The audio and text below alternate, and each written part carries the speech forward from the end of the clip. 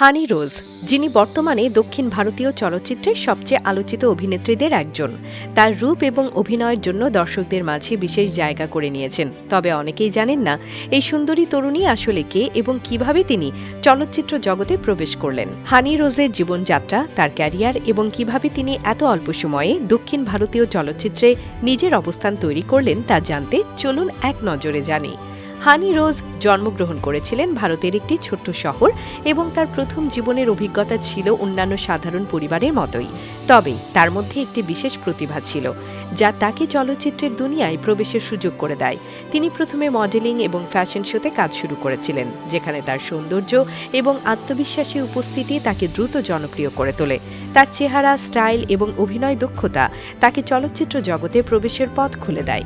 হানি রোজ দক্ষিণ ভারতের চলচ্চিত্রে তার ক্যারিয়ার শুরু করেন তামিল এবং তেলেগু সিনেমা দিয়ে। তিনি দোস্তি, কালো এবং জন্মভূমির মতো সিনেমায় অভিনয় করেছেন, তবে তার আসল পরিচিতি আসে তেলেগু সিনেমা দয়া থেকে। এই সিনেমায় তার অভিনয় দর্শকদের নজর কাড়ে এবং তিনি তার ক্যারিয়ারে একটি নতুন উচ্চতায় পৌঁছান। তার অভিনয়ের পাশাপাশি তার সুন্দর চেহারা এবং গ্ল্যামার তাকে আরও বেশি জনপ্রিয় করে তোলে।